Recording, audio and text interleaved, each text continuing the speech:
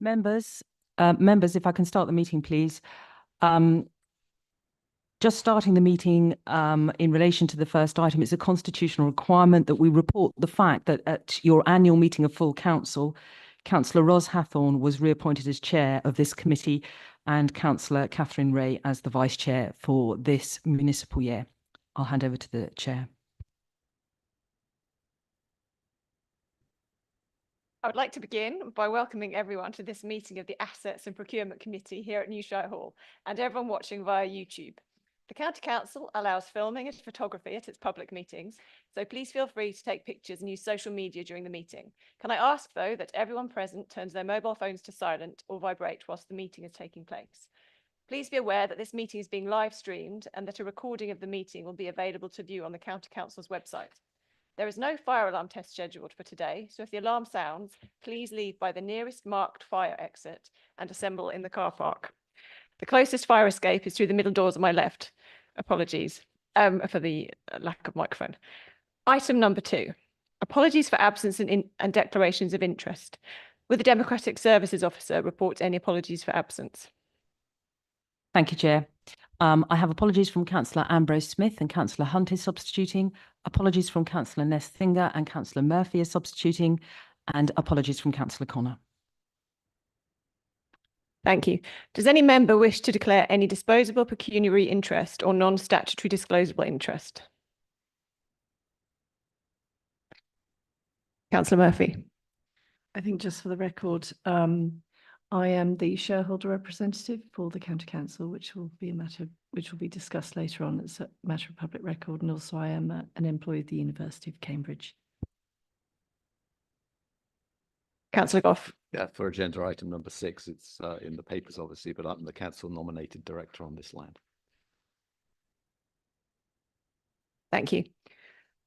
Item number 3, minutes and action log. We are being asked to approve the minutes of the committee meeting held on 21 March 2024 as an accurate record.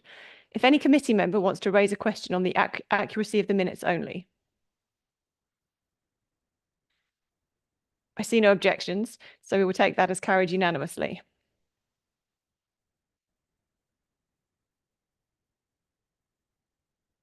Item number, on the basis of attached to the minutes is an action log. Do officers have any updates?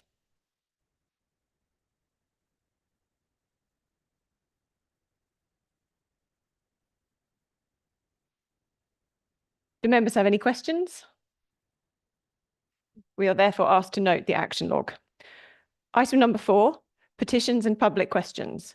We have received no petitions or public questions. Item number 5, key decision, procurement of postal services contract. Can I ask Emma Duncan, Service Director for Legal and Governance, to present this report, which is on page 13 of your agenda pack.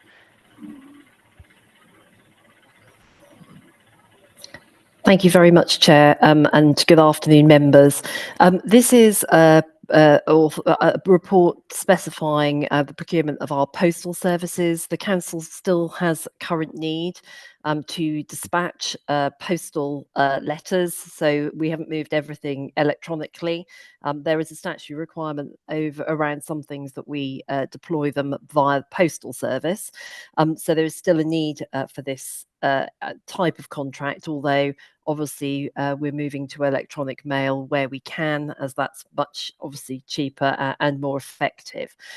In terms of the current position, this is a service that hasn't been subject to procurement for a number of years, so that will be reported to you as a breach in line with our new breach protocol, which you will receive a report on later in the year, and it's now seen that actually we do need to procure this to obtain value for money. It's fairly straightforward. We'll be doing it through a framework, as that's been identified as the best way of doing it, and hopefully we can deliver some efficiencies through that service. The service manager, Deb Jakes, is on the call as well if members have any particular queries around volumes, etc. But subject to that, I think it's a fairly straightforward report. Thank you. Members, do you have any questions for Emma? Councillor Count. Thank you, Chair. This is a technical one that you may be able to answer quite quickly. So this is the Assets and Procurement Committee. I thought when it was set up, and this is why I think it might be easy to correct me, that when Assets and Procurement was set up, it was meant how we handle procurement, not actual procurements, i.e. how we actually achieve procurements. Now, this is actually a procurement that's come in. Does that indicate that every procurement that goes through the County Council will come to this committee, or is there a smaller remit of direct procurement that this committee handles? In which case, can we have an overview on this? Because I would have thought that this would have been a resources procurement if it's not every procurement coming through this committee. So hopefully you can help with that. Thank you. Emma. Thank you, Chair. Councillor Camp, I totally take that point, but the Assets and Procurement Committee was set up with the remit for corporate contracts as well. So they're relatively limited in scope, but those are sitting with this committee rather than with SRP. Okay, thank you. Am I right in thinking that although the procurement is here, the corporate performance is handled by the SR&P committee? That's right, yes. Okay, thank you for that clarification. It seems a strange setup, but thank you. Councillor Hunt. Thank you, Chair. I'm probably teaching very experienced people how to do their job or whatever. All the officers are aware that the ownership of the post office is likely to change in the very near future, and the new foreign individual who's likely to buy it is saying for sure he's going to keep a 6-day delivery service, and also it'll be a fixed price. But are we aware of that the ownership may change, and there's a lot of unease on the financial markets about the possible change in services? Can you switch your microphone off, please? Thank you. Emma. Yes, I think I heard him interviewed on I think it was the Today programme yesterday around those changes. Yes, we are aware. And obviously we look at other providers within the Crown Commercial Services. So the provider we end up selecting will be assessed on a number of criteria, and it may not be the Royal Mail that get the contract. It will depend on the assessment criteria, who comes out best in relation to that. Councillor Count. Thank you. Second question. This relates to 2.3 and 2.3 in the papers and 3.1. So 2.3, we have the turnover of this contract at being 181,202, 219,678 last year. So we have 219,678 was the actual contract last year. The expected annual value of the award that we're approving today is £200,000. This is some 10% less than what we did last year, but it's also for 4 years. So if you include inflation, a prediction, any nominal prediction for inflation, it would, I imagine, be significantly over 200,000. So are we approving an upper limit? Is there a reason why there's an expectation for it to reduce?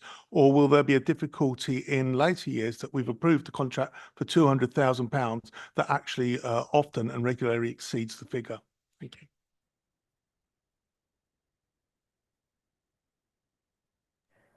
Thank you. Yeah, I mean, we expect to achieve, efficiencies from the contract. That's what we're aiming to do in relation to a competitive procurement.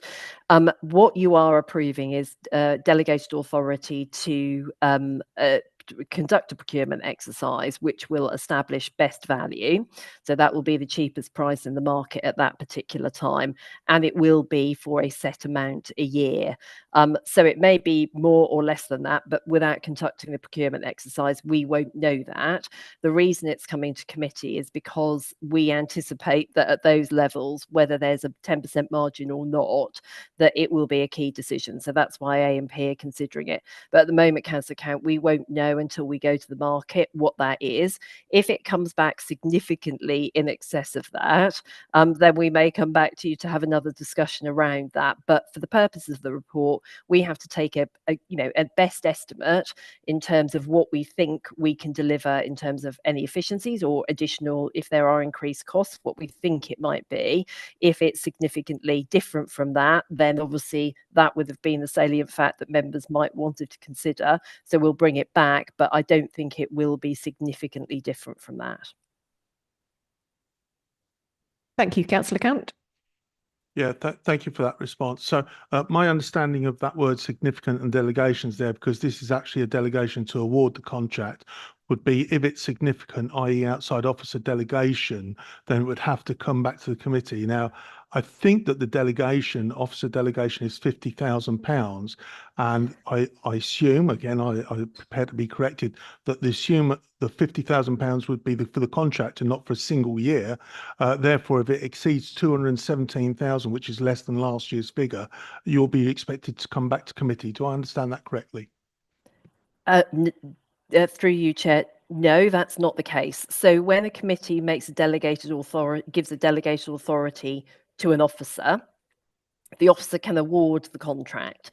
But officers do not have to exercise their delegation. So where something has happened which makes the delegation, where the officer doesn't want to exercise the delegation because there wasn't something included in the report, or it's substantially different, or say, for example, funding's been removed, that's another one that's come up recently. They don't have to exercise the delegation. They can return it to committee for consideration.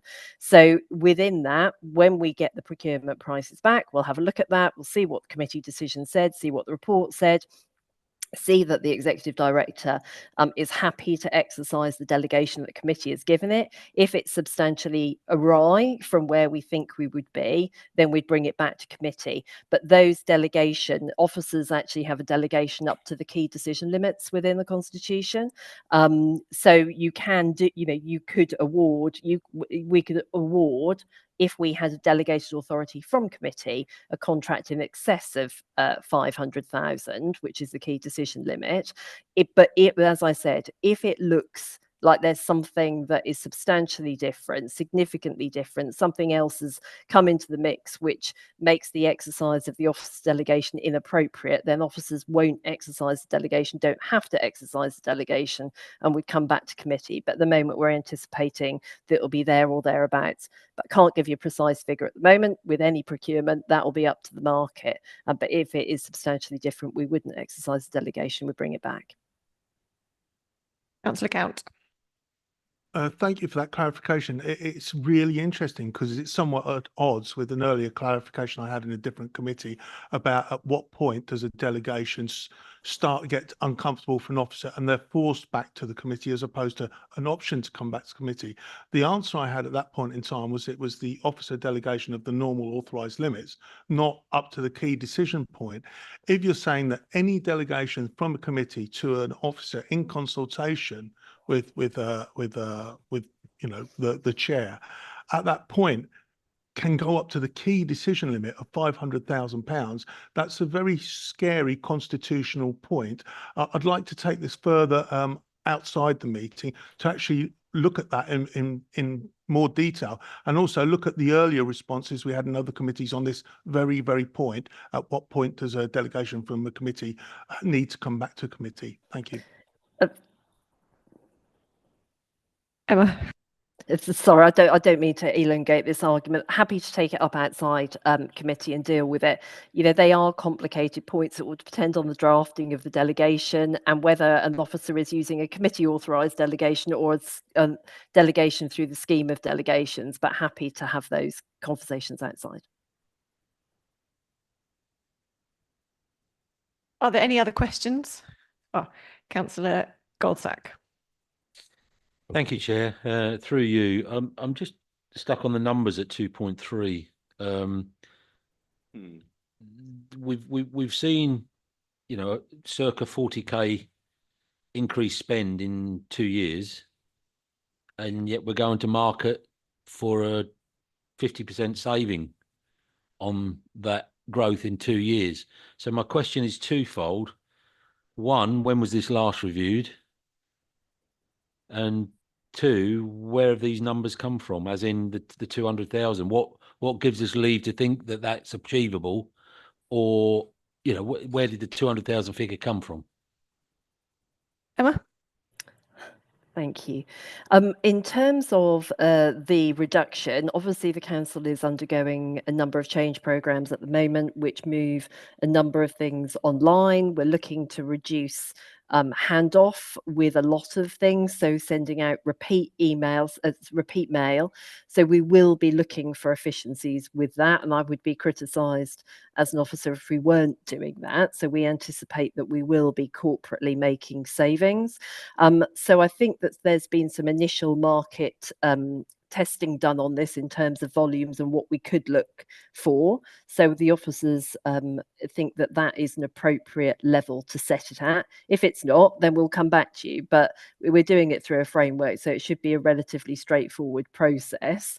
I mean, in terms of anything else, I don't know if you've got anything to add on that, Debbie, at all, for the volumes?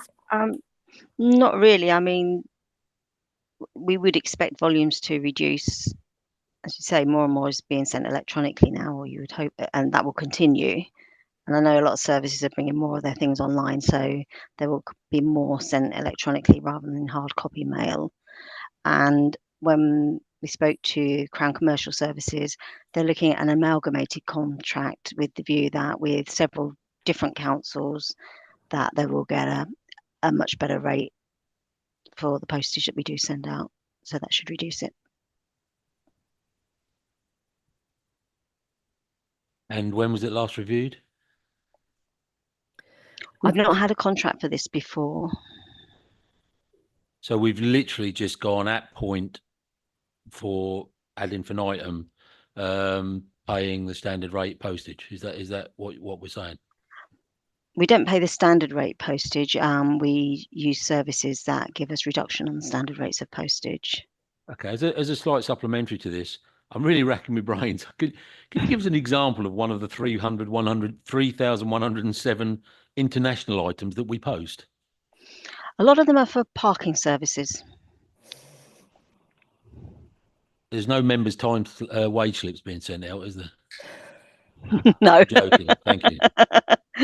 No, the majority, I would say, not all, but the majority are related to parking fines. Are there any more questions?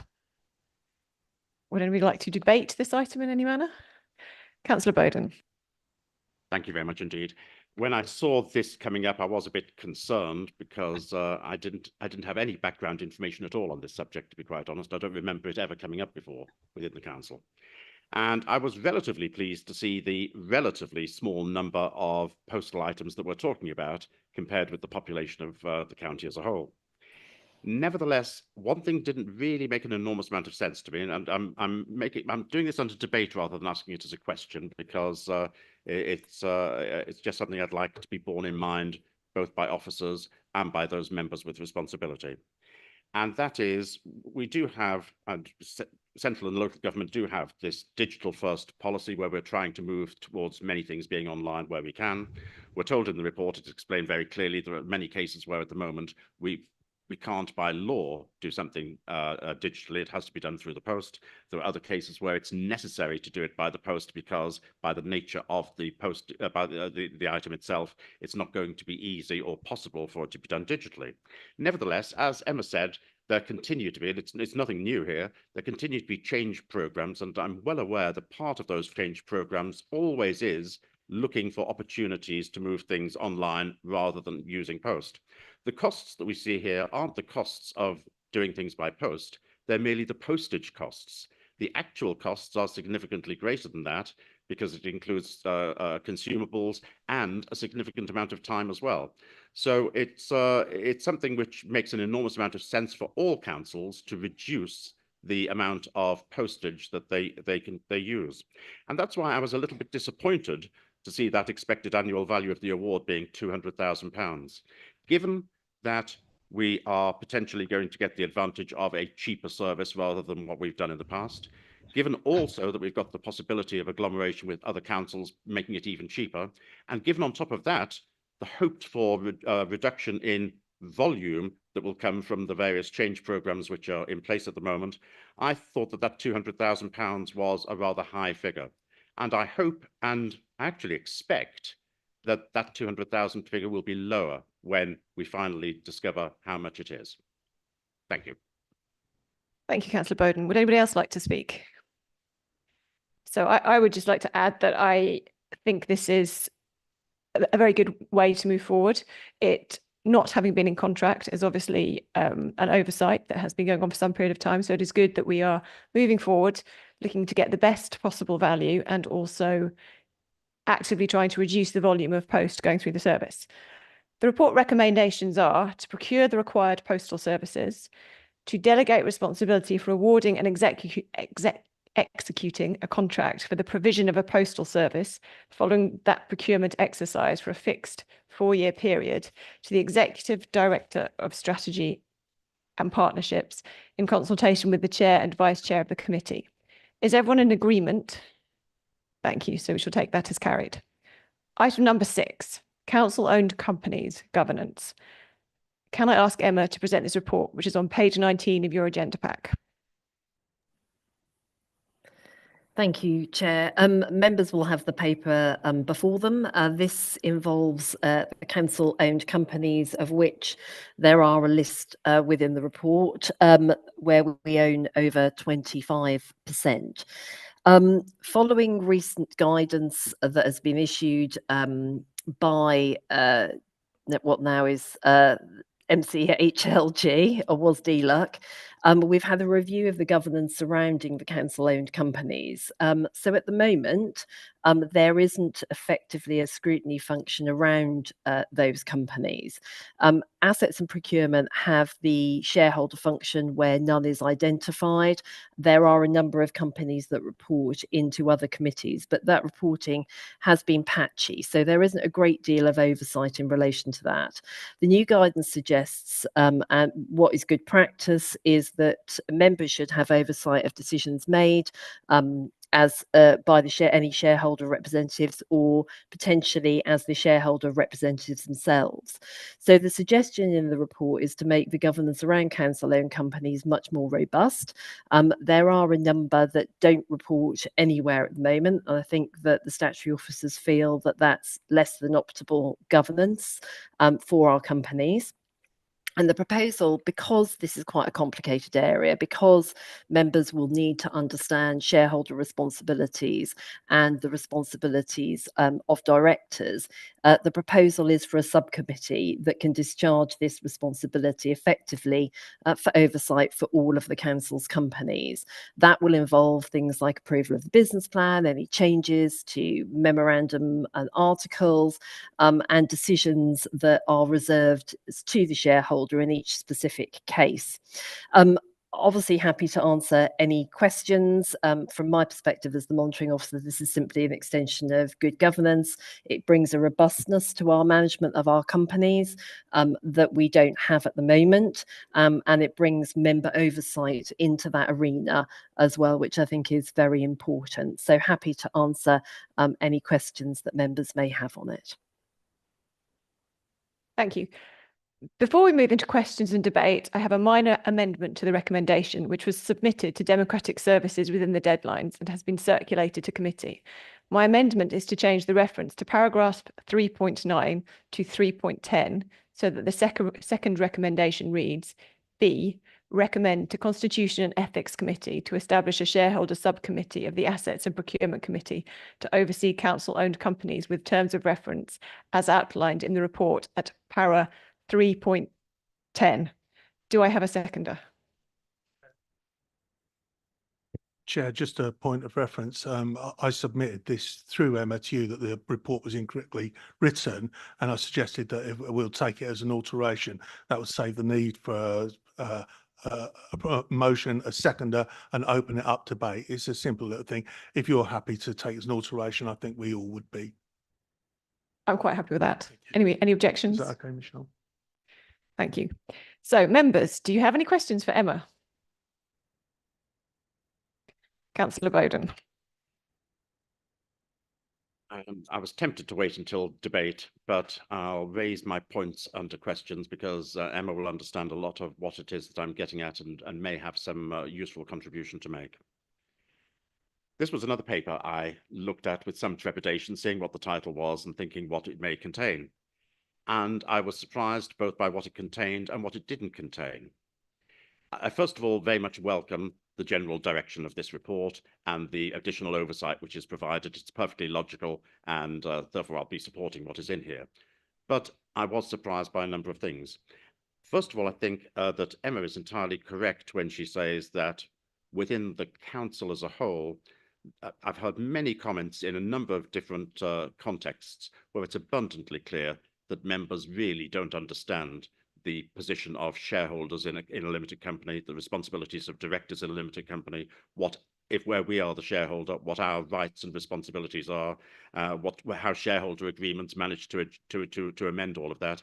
And it's abundantly clear that this is a matter, those of us who've been in that sort of business all our lives take it for granted, but it's abundantly clear that that information is not widely understood. And I fully agree with what Emma said on that. But logically, I was a bit surprised by this when I saw the 25% mentioned. Now, the only logical reason to put the 25% in as being the cutoff figure for this that I could see was the legal definition of an associated company as opposed to a subsidiary. I may be corrected, but I think that that's where the 25% comes from. It's an accounting matter more than anything else. And that shouldn't be something which determines our policy. Because where we're talking about oversight, I think the interest that we should have is where we are a shareholder in a company and that company provides operational services to us.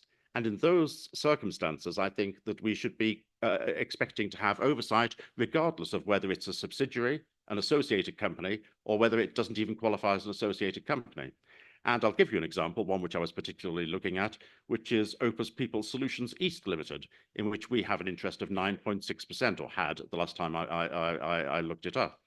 And I'd be really interested to know about the way in which we were managing our rights as shareholders and how that company's operational work was working appropriately for us. And I'm particularly interested in that in the context of the group structure of Opus People Solutions Group Limited, which I've been unhappy about for a number of years. But that wouldn't be covered by this because it doesn't hit that 25% figure.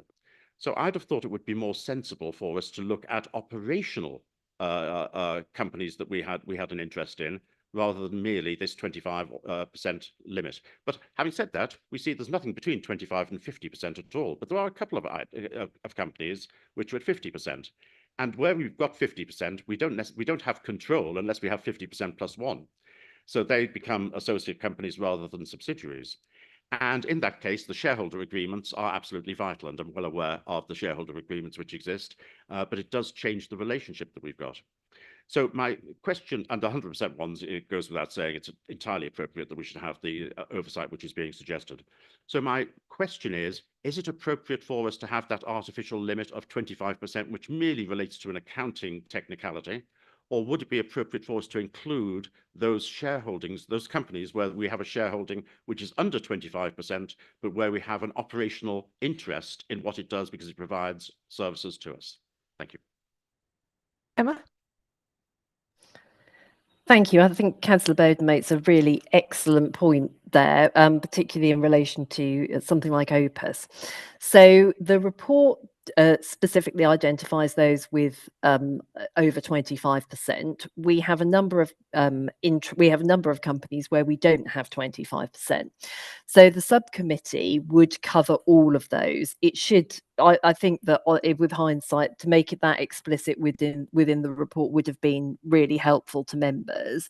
My thinking around that was members at the first meeting of the subcommittee should identify how often and what they want reported on these companies, because there will need to be a risk assessment on what the risk is to the council of a particular company. So, for example, where you've got a small shareholding and the company doesn't have a direct operational impact, you might think, that isn't a big risk to us. However, you might also find that somewhere like Opus, where we don't have a big shareholding, but actually it has a big impact on how we do business, would be of much more interest to the committee. So what I would suggest is that if members approve this report and we get the subcommittee established, that one of the first things we do is a risk assessment of every council-owned company that we have, and members of the subcommittee can establish then the sort of reporting routines that we have. So, for example, in the paper, it talks, there's the management company, for example, the Walks at Huntingdon. Relatively, we've got big, reasonable shareholding in that, but the risk is relatively low because it's just a management company. So that's one you might want to see on a yearly basis. Alternatively, with Opus, if we bring that along, we can bring the detail of that to members. They can have a look at that and decide how they want that reported. But I'm quite happy to undertake to bring, as far as I'm aware, all the companies that the council has any kind of control in back to the subcommittee, and then members can take a risk-based assessment on how they want to see those reported into that subcommittee and at what frequency. Councillor Bowden. Thank you very much indeed, Chair, and I very much welcome the comments which have been made by Emma. Thank you very much indeed. My only issue is that we have a recommendation in front of us about council-owned companies, and we can talk about 50%, 50% plus one, 25% associate companies, subsidiary companies, whatever, but it doesn't seem, the resolution we've got in front of us doesn't seem to include those companies such as Opus People Solutions East Limited, which are under 25%.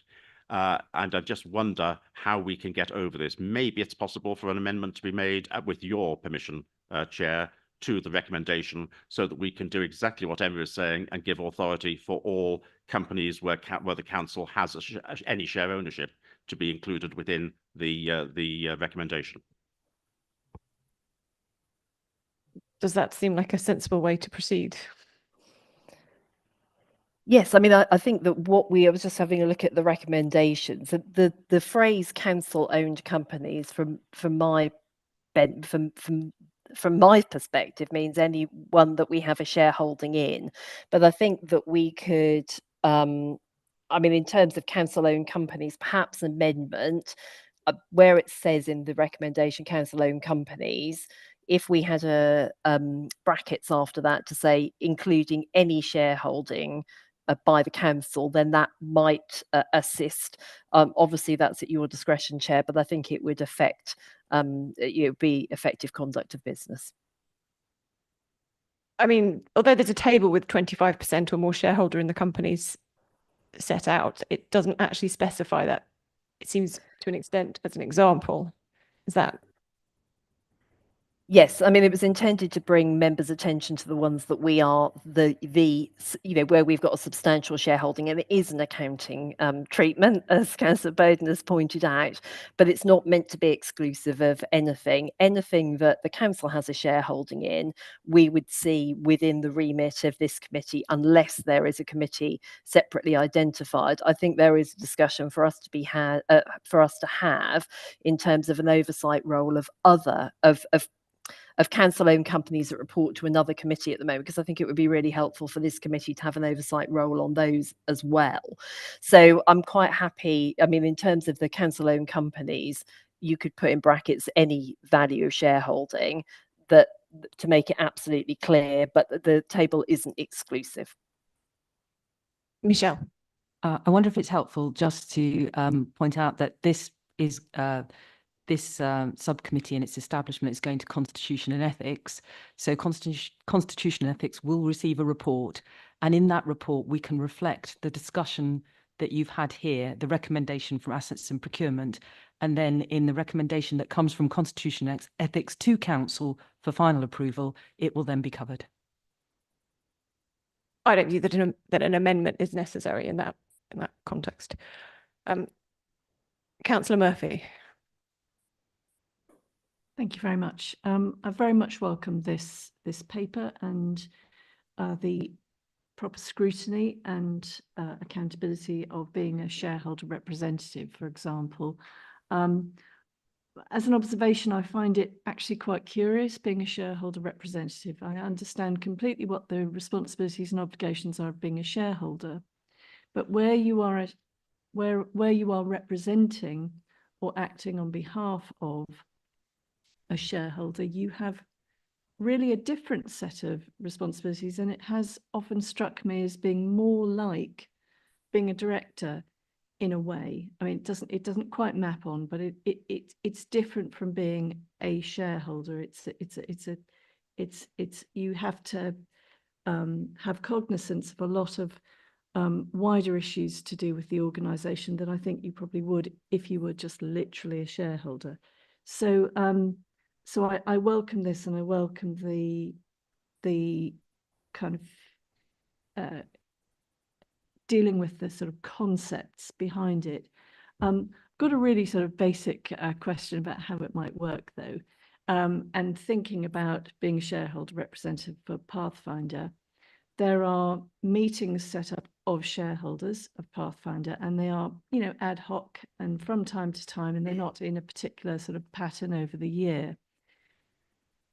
So in looking at this, approval of 3.9, approval of the business plan, any other shareholder functions, including delegated decisions made by the shareholder representatives. So that is that prospective, looking at decisions that are to be made at a meeting, or are they looking back at decisions that have been made and deciding whether they were to be supported or not?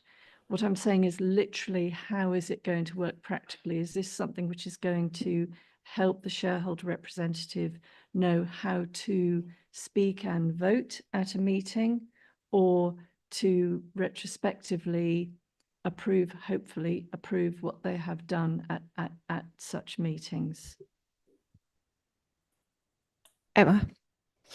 Thank you. Thank you for the question, Councillor Murphy. So, you know, in terms of the director's duties, if you're appointed as a director to a council-owned company, your obligation, your legal obligation, your fiduciary obligation is to the company. It's not to the council. So you sit on that board and you have to act in the best interests of the company. You have to put your council hat aside. As the shareholder representative, you're doing the opposite. You are acting on behalf of the council. You want, as a shareholder, to make sure that business is well managed. You want to know that the business plan is robust. You want to know that governance is good at the company, all of those things. So there is a distinction. I think that actually, you know, it would be really helpful in terms of how, when we take the governance elements forward, to make sure that we equip shareholder representatives and directors with that knowledge in terms of their role when they go in to it. So if you're a shareholder representative, there are a number of shareholder representatives where individuals have been appointed. So the purpose of the subcommittee would effectively act as a scrutiny function on their decisions. So those decisions at the council end, as a shareholder representative, should be recorded in terms of the use of delegated powers. And then those decisions can be scrutinised by the subcommittee to see whether they feel they've been the right ones or not. And I think that's where the interests of the council really get brought into play. So members will be able to say, well, actually, you know, this decision was made by the shareholder representative. Are we good? Are we good with that? Do we want to do something differently with that decision in future? Would we have taken into account something differently? What do we think about things like the business plan? What are we pushing for on the business plan? So the members in the shareholder subcommittee, if there is a shareholder representative already identified, because there's some that aren't, where the subcommittee will effectively be taking those, will be taking those decisions instead of the shareholder rep, they will be able to manage the shareholder rep's relationship with the company to some extent. So there is, you know, what the first thing is oversight, but also it's the communication back with the Assets and Procurement Committee in terms of the general direction of the company as well. So they will be getting involved in the business plan. They will be wanting to see what that is. And if that's a future decision, that would be brought to the subcommittee ahead of a decision being communicated by the shareholder rep as well, so that you get the support. If the shareholder rep gets the support of the, the support, I mean, not as in they, they get told, what I mean is they get the scrutiny on that decision and the helpful comment, which, because this committee holds that role in terms of the company, they can then feed that back into the shareholder rep that will then take the decision as well. So in that example, we make sure that anything that this shareholder rep needs to take into account when they're taking their decision, whether that's legal advice, financial advice, business advice, that they get it through the committee, because at the moment we have a vacuum for that, and I don't think that's helpful. The decisions the shareholder rep makes need to be transparent, and that we need to make sure that when they're making them, they're supported by all those relevant factors that need to be taken into consideration. At the moment, that is lacking within our governance system, and I think this is the role of the subcommittee. If AMP, the subcommittee, are the shareholder themselves, where we don't have a shareholder rep, then they will be taking the decisions, and they will effectively have to be their own scrutiny committee, in the same way as we self-scrutinise other decisions as well.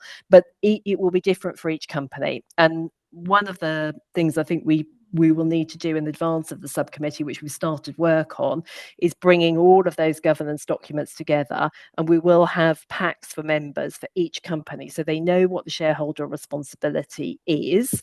And as I spoke about with Councillor Bowden earlier on, the amount of reporting that we do. These are all council-owned companies. We can tell them how often we want the information.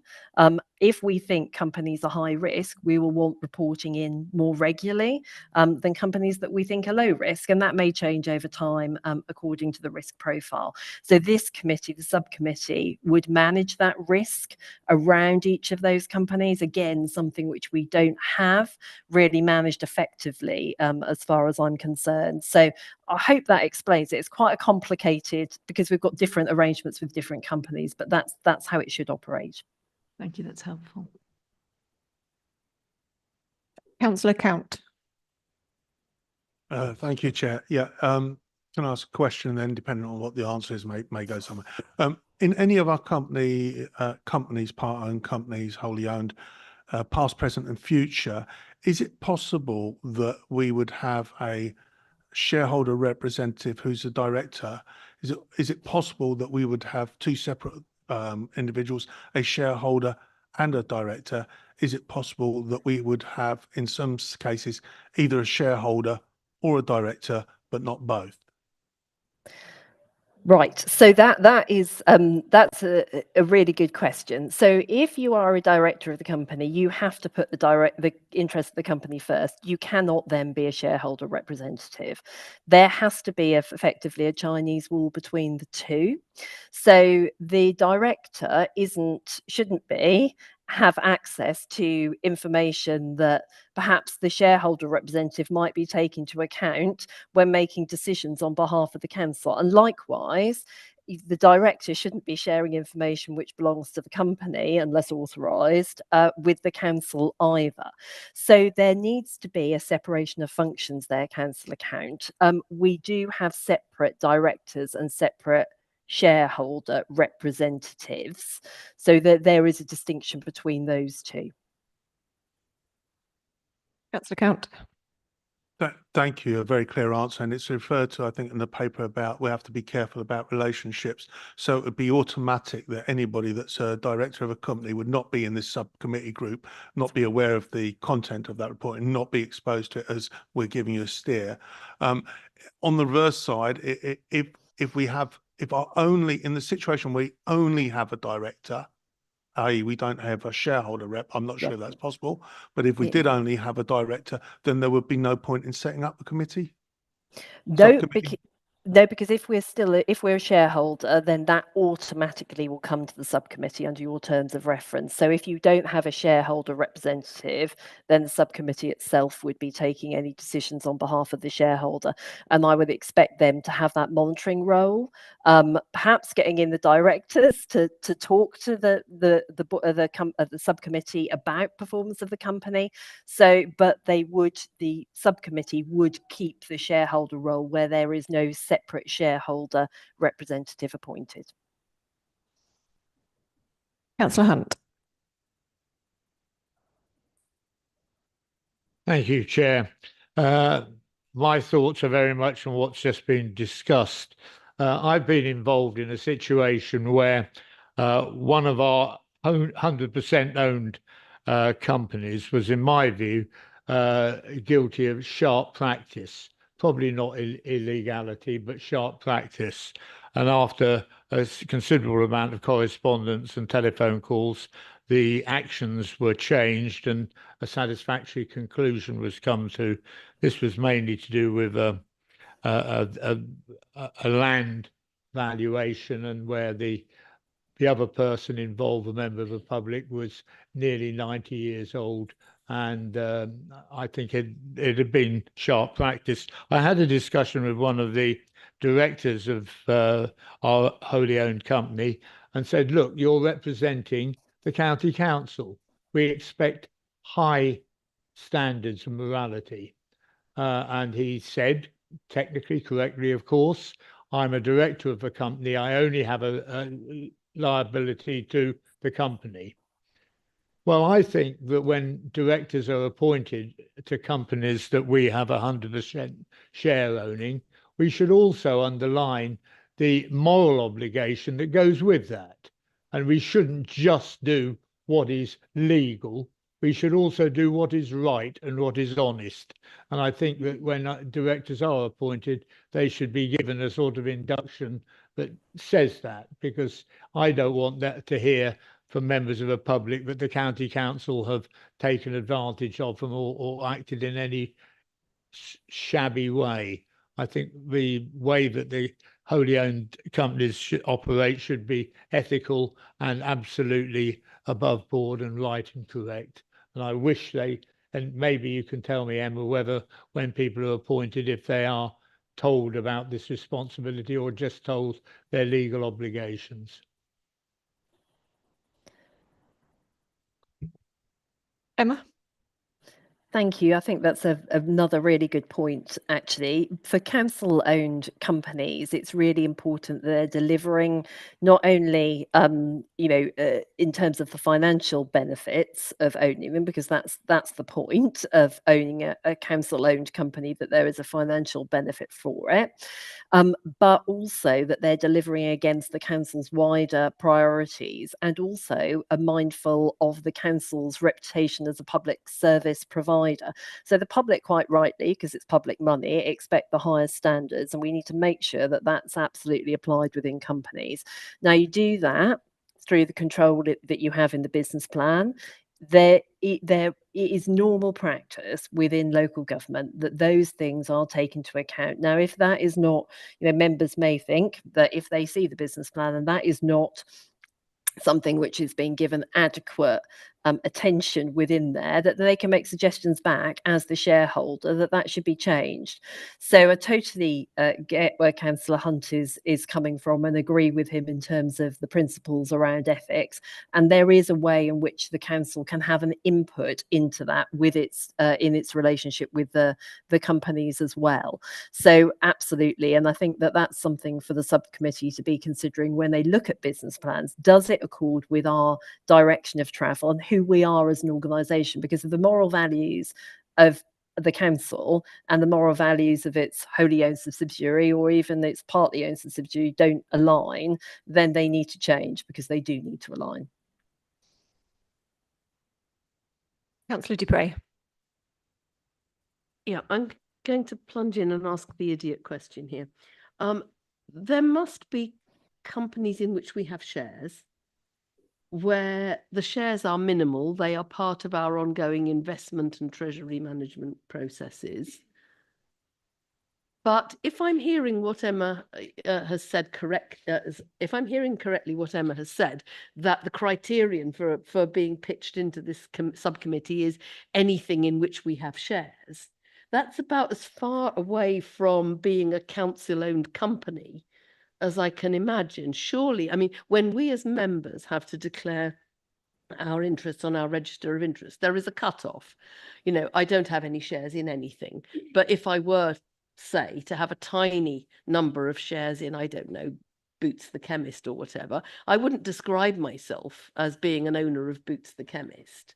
And I'm not sure that many of the kind of things I'm thinking of would fall under the remit of council-owned committees, which is the heading of this paper and where we've started. So it would seem to me that if I'm right, and I'm saying if, it's not my field of expertise, but if I'm right, surely there should be some kind of cut-off, just as there is in members' register of interest, where we go, actually, that's a treasury management issue, it's an investment issue, it's a strategy, resources and performance issue, it's not anything to do with whether or not we own or are in a position of control of this company, which is what I thought that this item was about.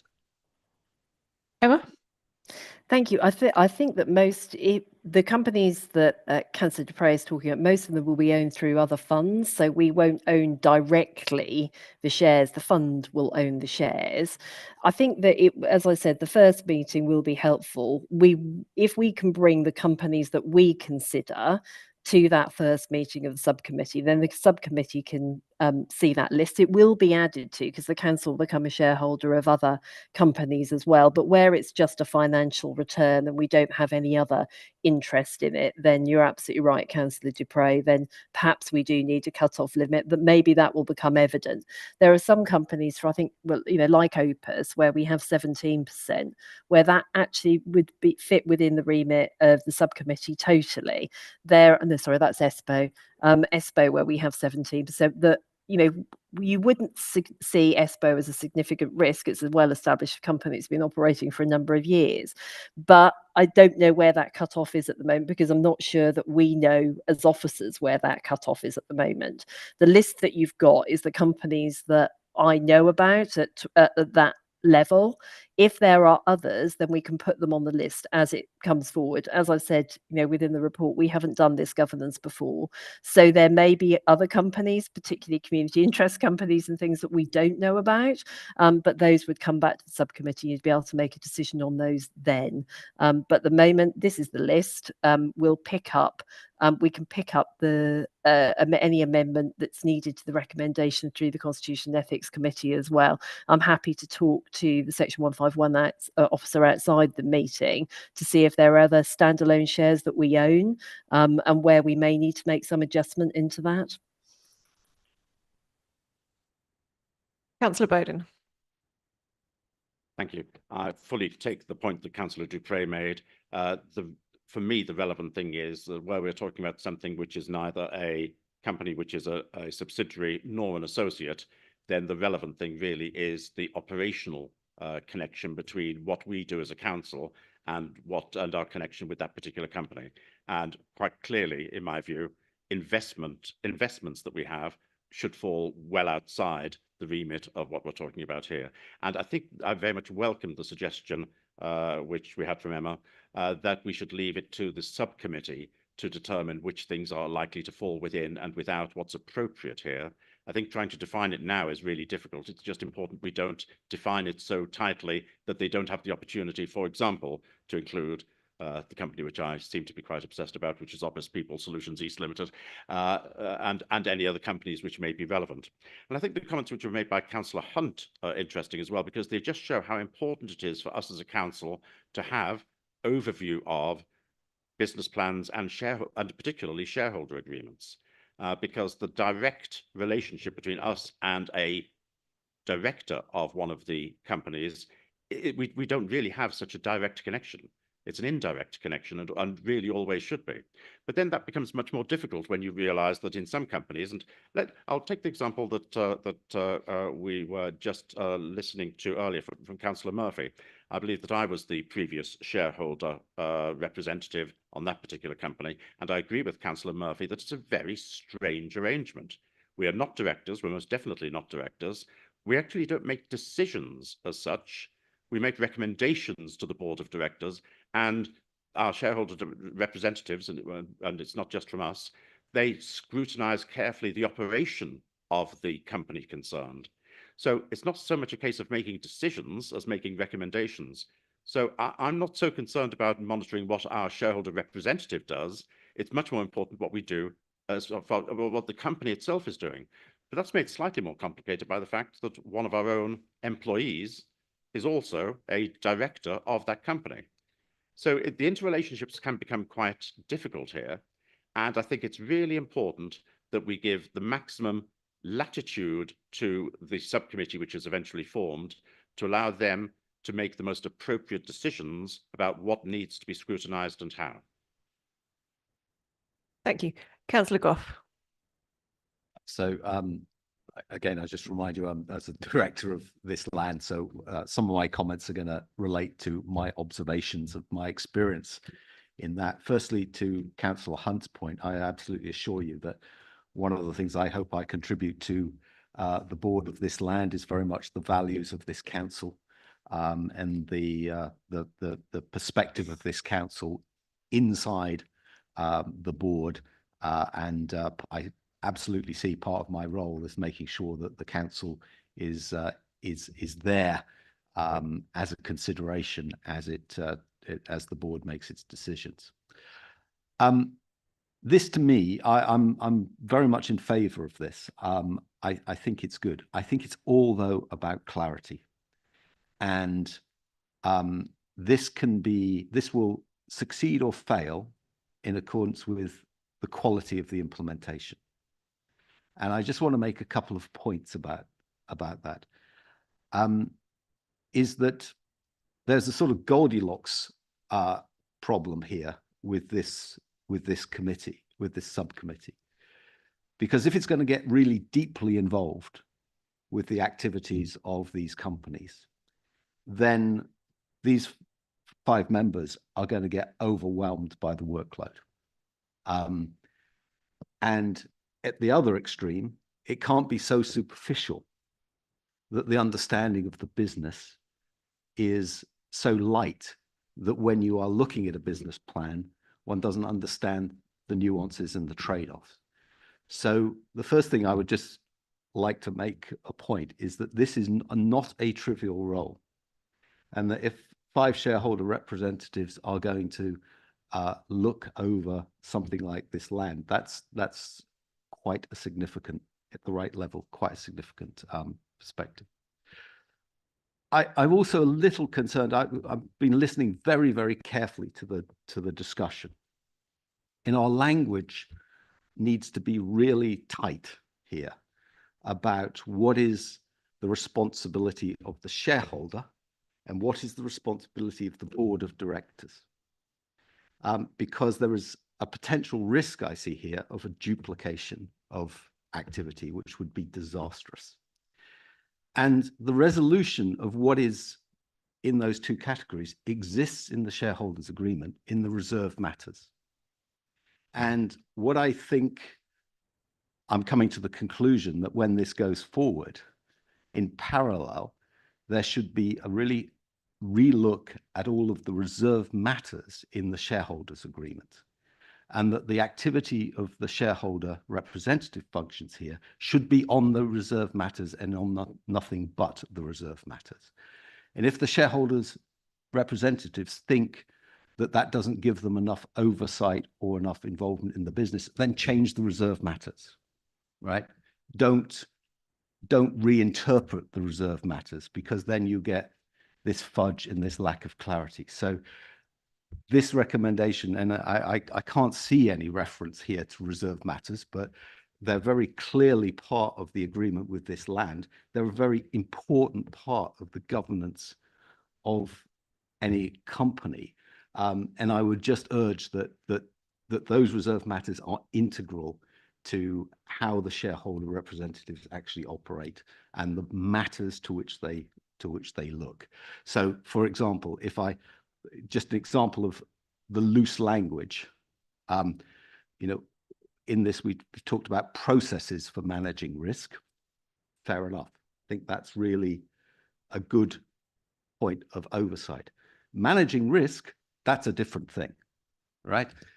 What if 5 shareholders representatives start to manage the risk of the activities of this land, then we're going to end up with problems in implementation. So I guess my guidance would be, let's look very carefully at the reserve matters in parallel with this. Thank you, Councillor Gough. Would Emma or Michelle like to comment? Emma. Yeah, I think that the reserve matters are referred to in paragraph 2 of the report and the shareholders' agreements in quite some detail. And obviously, the shareholder representative, and if the subcommittee are scrutinising the work of the shareholder representative or performing the shareholder role, that's the governing document for that. That's effectively their terms of reference. And absolutely, you don't have any. The council doesn't have any power effectively, although it is quite significant as the only shareholder of a company or significant shareholder of a company, as to how that's interpreted. But that, the shareholder agreement is in there, and I think reserve matters is referred to at point 2.5. I mean, with risk, obviously the council-owned companies are on the council's risk register. They will be as part of our risk management. So the council needs to manage its risk in relation to the company. So if the company is performing risky activity that exposes the council in some way, then we would need to manage that risk, our own risk. As well. So the council, we're talking about the council's risk, but that could be affected by the way the company is run or how it's performing. So hopefully that clarifies that point. Can I just come back, Chair? I agree. Just to clarify, establishing the guardrails of what an appropriate level of risk for an organisation, absolutely appropriate. I don't disagree with you there, Emma. I guess the distinction is then, having established those guardrails, to what extent do you get in underneath the processes or the individual decisions about those guardrails? And I think that's the distinction I was trying to make, is that absolutely, if the council opines, for example, that it wants to reduce the level of risk which a company takes in return for lower returns, that's absolutely that's appropriate. So I didn't mean to say that it wasn't the role of the council to manage that high level risk. Councillor Goldsack. Thank you. And can I just say what a really interesting debate this is? Really fascinating. It's educational for me as well. This is not my area of expertise. However, looking at the paper, it's not implied in the paper, but I would like it to be a deliverable of the outcome, because I'm largely in favour of this.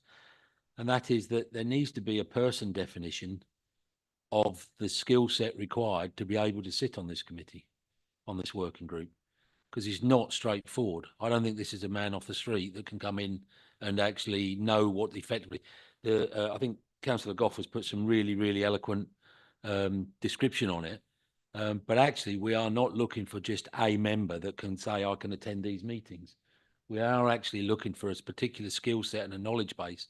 And I think it would be really useful if Constitution and Ethics can define that to help people come forward to be involved with it. Emma?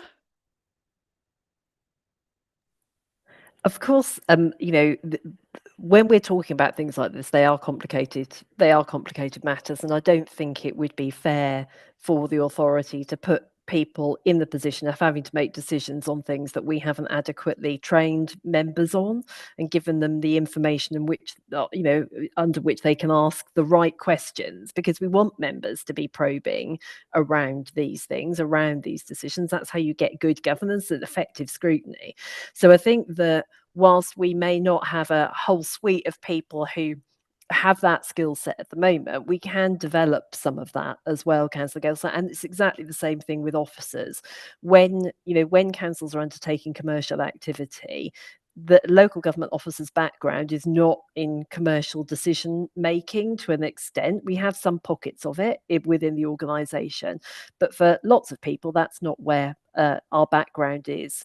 So we need to provide adequate training and support to enable this function to be discharged correctly, just like we do with planning or other regulatory committees. And members will be familiar that you can't get on the planning committee without the requisite training. If you're a member of a district, you can't get on a licensing committee without the requisite training. So I think that we could provide that alongside that. I think it's more difficult for the Constitution Ethics Committee to define that, but what they could do is say that members are required to undertake training before sitting on the committee. And there's some really good training provided by people like the LGA around council-owned companies that we can do for members. And I also think it's important that we pick up people that we appoint as directors of companies as well. It seems really important that they understand what their obligations are as a director of a company, because there are penalties involved with not performing those duties, sometimes criminal penalties, and we need to be clear with our directors, how to make good decisions and how to prevent themselves getting into trouble as well. So what we could do is, when we take it to Constitution Ethics, we could put in some training requirement to enable members to sit on the committee, but you have to undertake that to sit on the committee if that is of assistance. But members have a great capacity for learning all kinds of things. I've got no doubt that they could learn what is required of them as a shareholder, and also information about company governance as well, which I think is important. Thank you. Yes, I think that was a very good point about training, and it would be up to each group to decide who they think the fit representative would be for their group. Would anybody else like to ask questions or debate this item?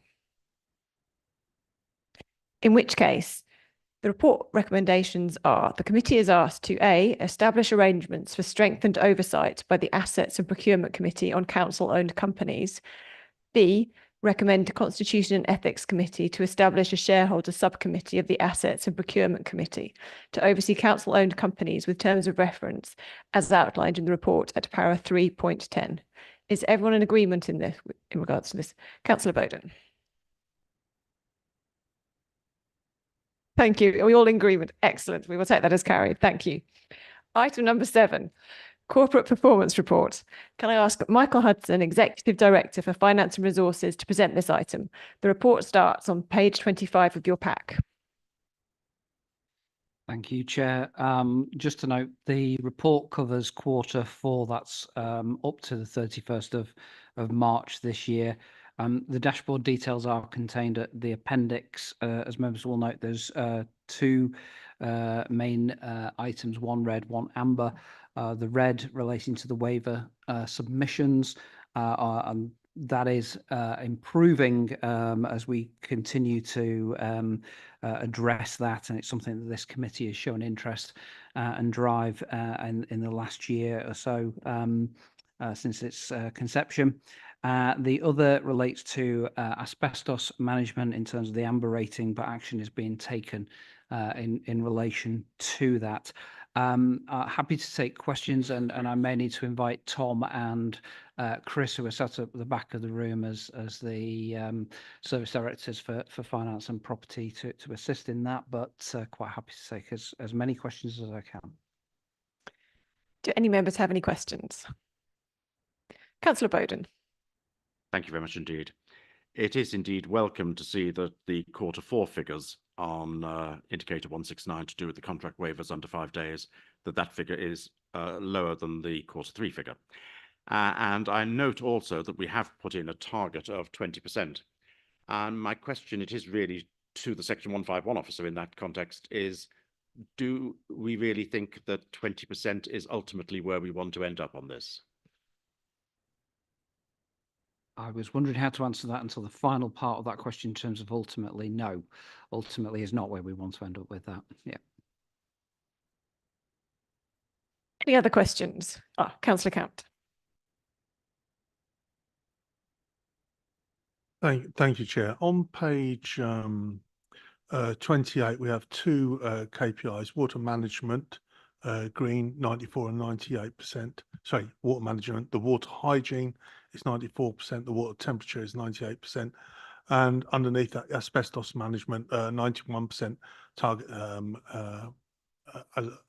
All of these have targets of 100%.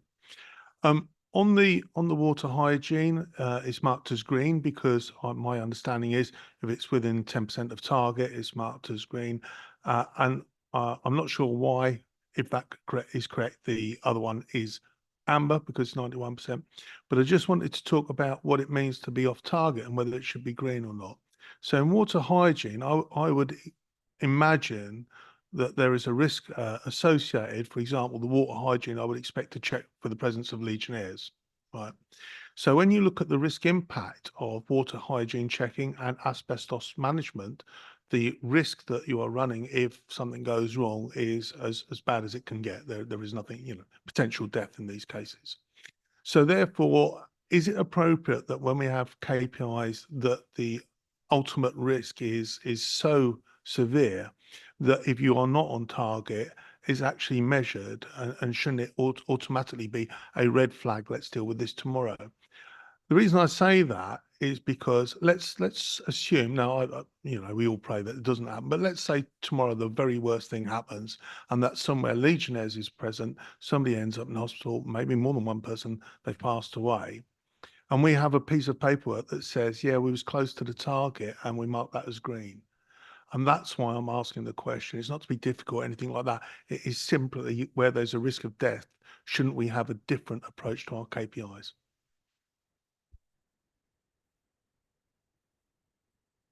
I'll look to our service director for property if he wants to just start response.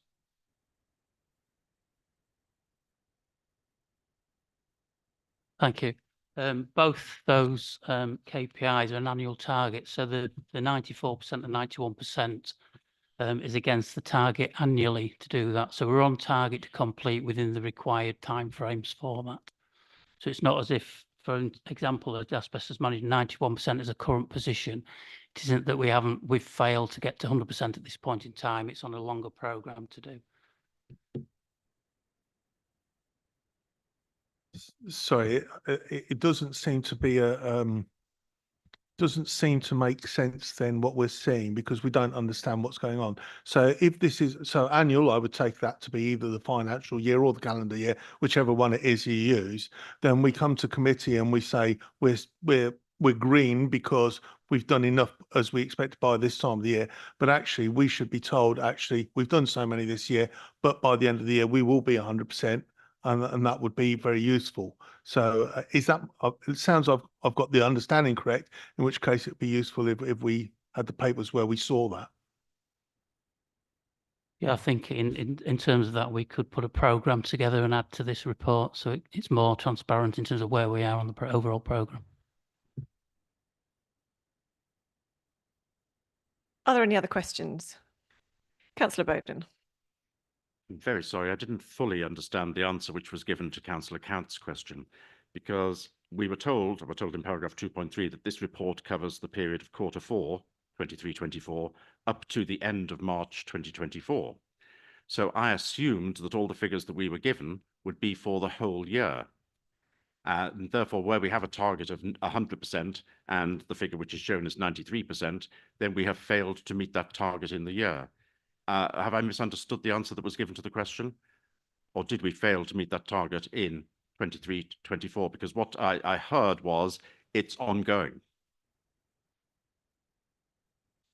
The answer to your question, Councillor, is that we didn't fail to meet the target. This probably needs looking at in more detail, but the current reporting there is 91% against the target of 100%, and that's over an annual period of time from April to April. So how this is accounted in this report probably needs looking at for next time to be more transparent and clear in terms of meeting targets and the overall programme. I welcome the comment which was just made. I'm sure the Section 151 officer was listening very carefully to that comment as well. I don't think it's satisfactory to show us information in this way and have that explanation. It doesn't give us confidence that we know where we are, and I'd be grateful if it's taken back by officers and dealt with. I don't want to go into more detail now, but I'd like the Section 151 officer to give that assurance. Thank you. I can give that assurance, and I think greater clarity, again, it's part of the difference of indicators that we're reporting here and applying a common format to that. And I certainly think we can take that away and look at that. Councillor Count. Yeah, thank you for picking that up, Councillor Bowden, because whilst I was satisfied you drew attention to the fact that it doesn't quite work. The earlier response, thank you for the earlier response, which indicated that you could pick this up in the paperwork next committee. They tend to be quarterly, unfortunately. I think considering this in the Section 151 officer, I'd like to ask an email circulated to committee members so we can understand what went on, if that's okay with you, Chair. Thank you. Quite happy to do that, Chair. Thank you. Are there any other questions? In which case, members, we are invited to note. Sorry, Councillor Goldsack. Sorry, no, you were just about to start with, and then I will ask the question I was going to ask. On indicator 171, we've got a current year performance of 155 per acre rent achieved from our agricultural estate. Previous year of 146. So why are we sitting with a target at 94? Thank you, Chair. Again, we've had this committee previously, and we have stuck with the I'm trying to think, and Chris might be able to correct me if it's the DEFRA indicator measure of performance, and I think it's a very good point that Councillor Goldsack raises in terms of our local target. I think can be higher, and it is something that we're currently in the place of reviewing for the next business plan. So we will absolutely review that stretch. We are just looking at what that will be. I asked Michael on the basis that later on in this meeting, I've personally stepped forward to be the Farms Working Group member. And my previous involvement with the Farms Working Group brought me very close to a lot of the tenant farmers who do a great job for us on their land. And I think if they realise that we've got a target of 94 and we're achieving 155, they'd be pretty annoyed about it. So I'm just looking for some clarity around that in relation to how we communicate that, because in barefaced figures there, that's close to profiteering, dare I say it, as it looks. I was just going to say, and this is probably for the benefit of Michael here, and I've said this thing before, and I wonder whether there's a certain fear on the part of officers. They don't like the idea of a failed target. They don't like the idea of something that should be 98% and is 97.5. If you're writing this, we need to think about our audience when we write these things. Who are you writing it for, and what are they likely to understand from it? Because I don't need the black or white, reached, not reached. I want to be given an understanding of what the scale of the problem is and whether that missed 0.5% represents anything that we should be worried about. And then we get into this. I mean, the last 20 minutes, because I've avoided them, to be honest. I think it would be a good idea to sort of start thinking about presentation a bit more, so that we don't come armed with, what we think are clever points about having found a 0.5% problem that we want to, explore for its numerical value as opposed to what it means. And I hope that that makes sense, because our best and brightest, like Michael, they probably prefer spreadsheets to language, but I think we need language. You see what I mean? Michael. Thank you. I'm not sure about best and brightest. I think, yes, just responding to Councillor Goldsack's point, obviously we have individual tenant agreements and inflation related to those contracts. And I think that Farms Working Group or Rural Estates Working Group is exactly the place to pick this up in terms of what should be the effective target as opposed to the standard DEFRA target. Councillor Count. Yeah, thank you for picking this up, Councillor Goldsack. And I agree with Councillor Machini to a large extent. We need to know what is doing well, what isn't doing well, and how much it affects us. And if you look at this one that Councillor Goldsack picked up, anybody reading the report at speed thinks, oh, aren't we doing well? We're well above the line. Isn't that fantastic? And it's only when you look in some detail and think, well, this is a nonsense, and nonsense is the wrong word. It's based on facts, East of Anglia average as opposed to grade 1A want arable land, which a lot of ours is. So we have got the wrong target. To Michael Hudson, we've been here before, so I'd like to know when this committee would get a revised target. It'd be very useful. And I actually have a comment now about more of the detail. So the farms, some of our farms have buildings, and those buildings, including residential, are part of the rental. I don't know if they're split out or not, but they are certainly part of it. So if we're basing the original assumptions on the rent per acre, and we haven't actually thought we've got some buildings in there which include residential, etc., etc., etc., we've got rents that include the fact that we advance loaned on solar panels.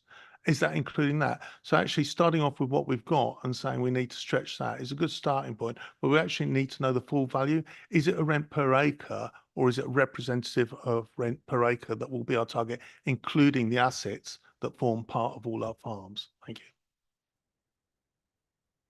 I think through you, Chair, we can certainly look at providing more detail. The officer who will know some of the answers has just walked in the room, but rather than call on him, I think one of the things that we need to look at is not only is that the right target, but is there a different form of indicators that can be used, including, for example, the use of the rural estate. So happy to take this through the rural estates working group and pick that up in terms of the development of that. And to reiterate, the plan change for the target is due to come through the business planning process, so before the end of this calendar year.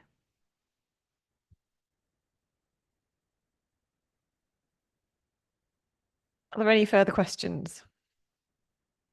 In which case, members, we are invited to note performance information and act as necessary. Number 8, committee agenda plan and appointments to outside bodies. Will the Democratic Services Officer update us on any changes to the published report? Thank you, Chair. Just a couple of things. Following the discussion of the earlier report, the Pathfinder Legal actually should appear as an assets and procurement appointment, so we'll need to revise that in relation to outside bodies. And as Councillor Colsax just mentioned, the County Farms Working Group, he is the Conservative nominee. I'm still awaiting nominations from the Labour and Independent groups on that one.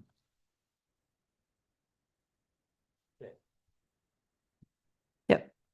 I have just realised that I'm also the nomination for the Environment and Green Investment Committee. Is that a problem? Yes, you need somebody else.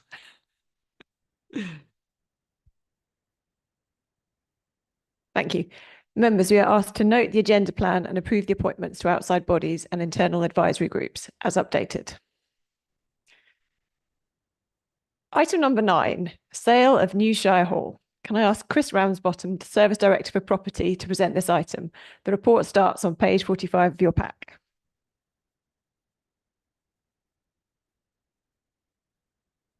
Thank you, Chair. And good afternoon, committee. The report before you today regarding the sale of the Shire Hall site is asking committee, following the marketing and evaluation process, to approve the entering into an exclusivity agreement with bidder A, with the intention of exchanging contracts by the 9th of October. The report is supported by a number of appendices. The contents of 6 of these are deemed confidential.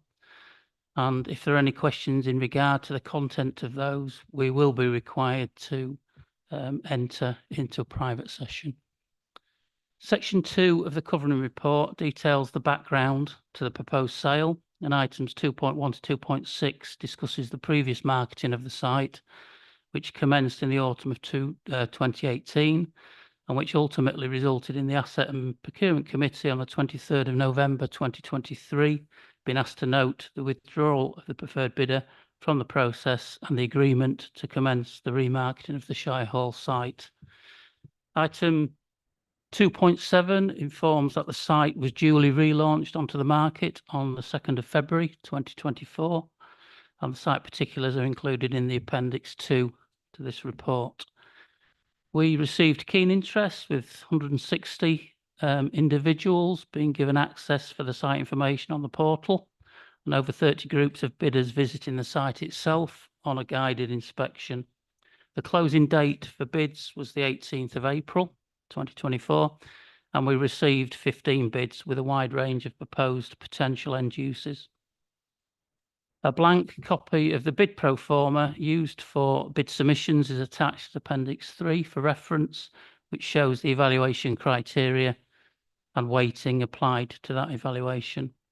A summary in terms of all 15 initial bids was noted on receipt of the bids in April and is shown within confidential Appendix 4. The evaluation process delivered a long list of 7 bidders, which is shown with summary points in confidential Appendix 5, which was then taken forward for further clarifications, and this was then able to be shortlisted to 5 bids based on best consideration. The 5 shortlisted bidders were then invited to provide their best and final bids and also attend an interview to present the proposals in person and answer any further questions or clarifications we had. At this point, 1 bidder withdrew from the process, and therefore the remaining 4 bidders were interviewed on the 16th and 17th of May. 2.10 of the report informs that bidder A bid was unconditional of planning permission and a free freehold offer. It also notes that all 4 shortlisted bids following the process were recognised as strong and deliverable bids. 2.11 and 5.2 notes that within our evaluation and recommendation process, we are mindful of our requirements within Section 123, the Local Government Act 1972, to achieve and meet the best consideration disposal of our assets. And this is covered in more detail within the legal advice note in confidential Appendix 8, as well as confidential Appendix 6. 2.11 also informs that due to the lessons learned from the previous marketing exercise, we have proposed that the exclusivity of agreement with bidder A is time limited until the 9th of October, which is 12 weeks, to ensure an exchange of contracts within an acceptable timescale. Item 3 covers the 3 options available to either do nothing, do not accept bidder A as the preferred bidder, and thirdly, agree to proceed with bidder A as recommended. This briefly also notes the benefits and outcomes, challenges and risks, and financial implications of all 3 options. Item 5.1 covers the financial implications and is detailed within Appendix 6 in more detail. And item 5.3 covers the remaining risk implications of accepting the recommendations of this report. Thank you, Chair. We are happy to take any questions, but whilst also noting again that we will require to move into private session to enable answers to any of the questions pertinent to the information contained within the confidential appendices. Thank you. Thank you. So as has been said, I will repeat. Could I remind members that appendices 1, 4, 5, 6 and 8 to this report are confidential, and we will need to move into confidential session if you have detailed questions relating to those appendices. To clarify, because there have been many committee meetings about this over a long period of time. The only numbers referred to in public session are the number of bidders, and as such, I ask members to refrain from making any reference to any detail or numbers that are set out in the confidential appendices. However, I would like as much as possible of the debate and questions to be in public session. So if you do have any questions relating to confidential content, let me know, and we will save those until when we move into the confidential session, if that happens. Councillor Ray, would you like to raise any points as local member?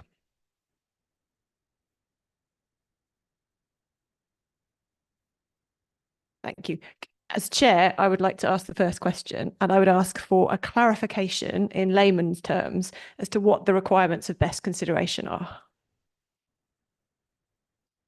Thank you, Chair. The detail of that is included within Appendix 8 as noted, and particular items 9 and 11 within that. But in certain terms, we have to show that we have had best consideration. Notably, the main point of best consideration is the value of the bid. We do take account of social value, but predominantly it's the value of the bid, and that in today's Shire Hall bid is quite clear that best consideration is bidder A. But again, more details included within Appendix A and the legal advice we took on this before coming to this recommendation. Thank you. Michael.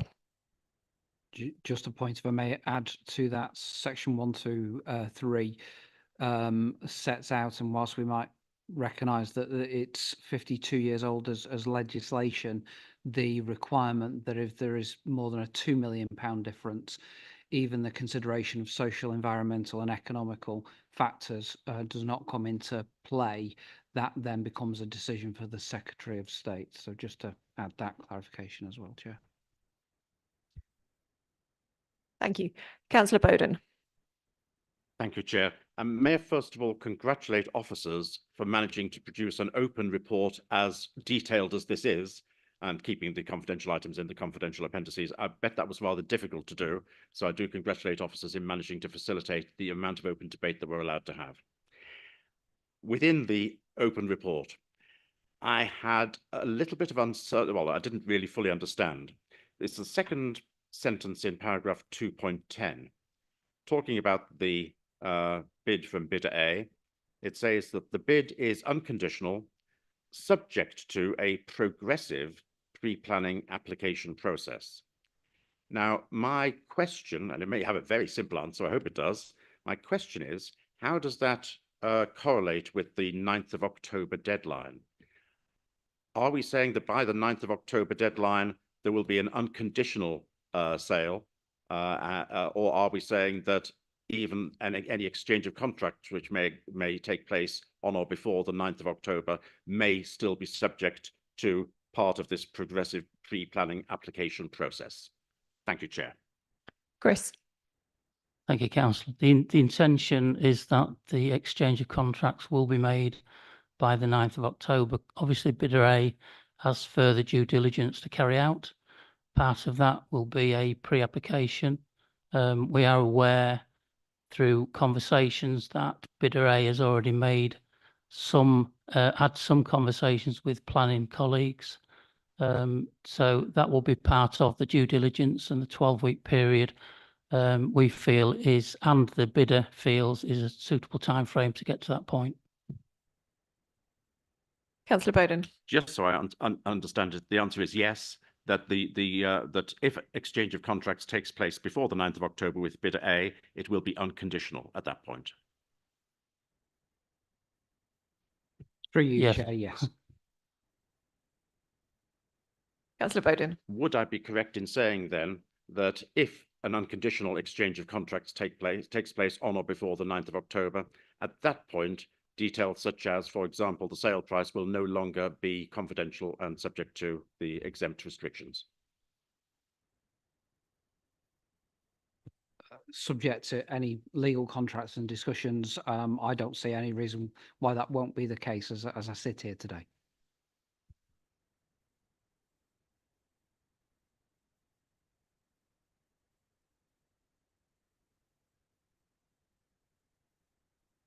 Councillor Goldsack.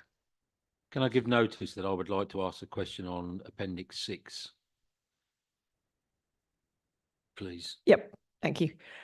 That would be in confidential session. So are there any other items people would wish to ask questions about or debate in public session?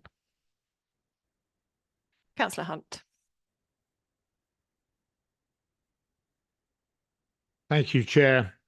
I had the pleasure of going on a march which was anti-congestion charge about a year ago, and successful as it happens. But anyway, we were meeting up at Shire Hall, and this was something like 2 years after the last administration had finished, and when I actually ceased to be a county councillor. So it's 2 years. Now, I expected to come to Shire Hall and see skips and scaffolding and builders' lorries and all sorts of things. But I didn't see anything like that. I saw an immaculately kept building with the grass cut neatly, with a window, with woodwork all painted, the windows all clean. And I just wondered, over 2 years, how much money had been spent on keeping the building in tip-top condition, and what was the reason for it? There were two questions. I probably can't ask the money question now. I don't know. No, not. But what were the reasons why it was still 2 years after it had all started in spring 21? It was still immaculate condition and must have cost a huge amount of money to maintain. Thank you, Chair. It may be possible to answer the money question. I'm sure Chris will advise. Yeah, I think following 2021, obviously the building was empty. We would not want the building to get in ill repair.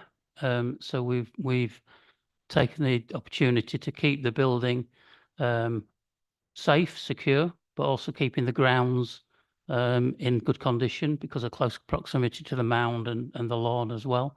So we would not want to attract any dealings around the site in a ill-conceived manner. So we keep on top of the building. The costs we can cover in closed session in terms of the running costs, the operating costs that we've got at this point in time. But obviously, while we were out for marketing, we did not know at that time what the future use of the building would be. So the facade of the building needs to be kept in good condition to maximise that value. I would like to add. If I may, Could I add, please, as chair? Of course. Please, could you switch your microphone off? We have seen coming to this committee the Mill Road Library, and that was allowed to get into disrepair, and it cost a considerable amount of money. So I think it is prudent to keep our buildings in good repair while they are being prepared for sale. But please ask your question. My concern was that 2 years after we were told that there'd been an agreement made with a lease, that the building was still in its maintained for sale state. I understand if you're trying to sell something, you keep it in good condition. That makes sense. What I'm asking is, why was it still like that 2 years after the decision had been made? Councillor de Grey. Chair, on a point of order, the whole of section 2 of this report covers in excruciating detail precisely that chain of events. Thank you. Are there any other questions? No, I just thank the councillor for her guidance. Councillor Count. Not question, debate. Are we okay with that? Debate is fine. Okay. Thank you, Chair. Yeah, it's interesting that this point's just picked up and we're told it's in excruciating detail as to why the delay came about. And I would say from an officer's perspective, well done on writing the reply for where we are now, and well done for getting much of this into open session. However, I do not feel that it's excruciatingly clear detail. I feel it's remiss to miss all the political shenanigans going on at that point in time. So at the point in time, we had a deal on the table. It was so close to getting wet ink on the paper that a request was made for delegations to cross the T's and dot the I's to sign the pieces of paperwork to move forward. At that same period in time, whilst these final that was agreed, by the way, that was agreed. So it went through. At that point in time, whilst the final details, heads of terms were agreed, everything was agreed, but the final details were being progressed. There were campaigns on the streets of Cambridge led by the Labour councillors at the time, Jocelyn Scott and sadly passed away Sandra Crawford, saying we don't want to sell Shire Hall. We can't sell Shire Hall. It'd be terrible to come out of Shire Hall. And these were going on at the same time that the final negotiations were going on. As it happens, immediately after that, there was a 2021 elections and the joint administration took power. The joint administration took power, and one of the first points of action that the leader, Councillor Lucy Netsinger, undertook was a review of our office requirements, including whether we still wanted to come out of Shire Hall. Now, in later discussions with officers about why we couldn't get that, they said we simply couldn't get the deal over the line. And then, of course, with the pandemic in Ukraine, circumstances have changed, and therefore the original deal was no longer possible. And now we see in the report at what date that the original buyer officially pulled out. We wondered how did it take so long? How did it take so long to get from the we're ready with almost across the T and dot the I's to actually pull out of the deal? And the answer I received was it was very difficult to get these buyers to the table to agree everything. They seemed unwilling to negotiate. Well, I don't have the money to buy this sort of building. This is beyond my scope. But I know if I'm buying a property, and I'm sending lawyers in very expensive lawyers, negotiators, accountants to finalise the last details. I'm not going to pay them money and send them along when the other side is clearly under instruction. We don't want to sell Shire Hall. We don't want to come out of Shire Hall.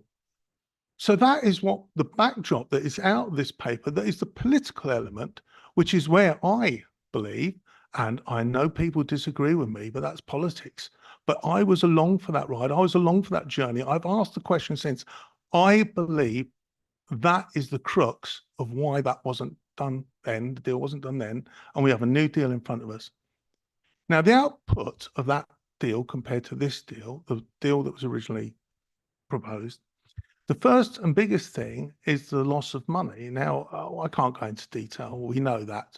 Confidential papers back then, confidential papers now, says that I can't go into detail. I could talk about a loss in millions because certainly in the public domain, we know that we've been paying rates on the building, maintenance on the building, etc., security of the building. And that has had to be paid because we never finalised an original deal. I can't talk about the millions that may or may not exist in the confidential papers. I do note the request from Councillor Bowden, as and when we get to the date that this finally gets sold, will we be able to see the figure? Can we release it to the public?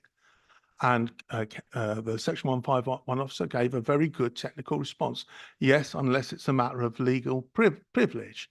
Well, I can't attribute to what Councillor Dupre, through you, Chair, was thinking at that time, but the startled look that she gave at the thought, in my opinion, I'm interpreting what was happening, the thought that these figures might be made public lends some credence to anybody that was able to witness that, the difference between what is happening now and what was happening back then.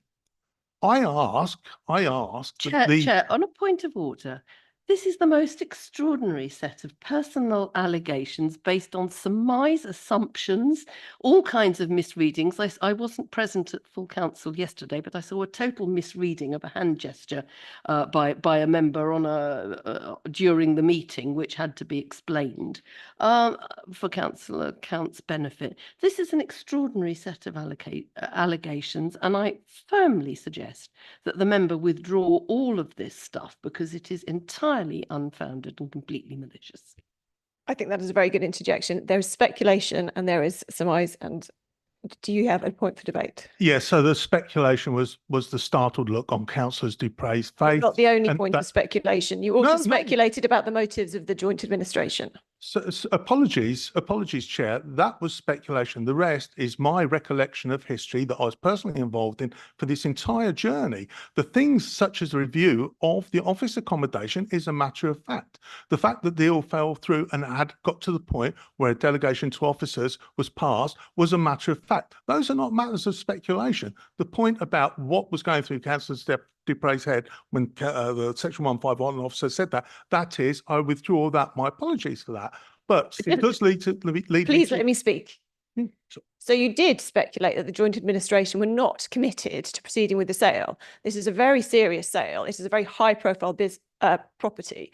It is the most high-profile property for a significant amount of money. So the speculation that the joint administration were not committed to that, when prior to coming to power, it is a position to have. Are you finding this amusing? No, I'm waiting for the chance to respond. If I may, about that point of speculation, it's not speculation. The Lucy Netzinger, as leader of the council, instigated a review that actually asked whether we should come out of Shire Hall at that point in time when you took over. That's not speculation. That's a matter of fact. It's a matter of record. There's a review that took place that considered whether we should or shouldn't sell Shire Hall. Councillor Count, the review is a matter of fact. That does not necessarily mean that the position of the joint administration. It is a perfectly prudent business decision to commission a review. You then follow the outcomes of the review. Councillor MacDonald. Thanks, Chair. I mean, in the public documents, it's very, very clear the timelines that took place and what took place. And essentially what happened was a potential bidder had cold feet for various reasons. It's very obvious for the paper. For Steve to create some alternative mythical conspiracy theory narrative is just not reflected what's in these papers. If the bidder at the time had not got cold feet, we'd be not sitting here now, because that deal would have been done a long time ago. That's the fact of the case. And this ridiculous speculation it's out of order. Sorry. Councillor Bowden. I think we have to be careful to keep to the agenda that we've got in front of us, rather than necessarily have too much speculation about what various people's attitudes were. Although I do note that Cambridge Alive actually reported at the time about the new leadership not being happy with the headquarter move.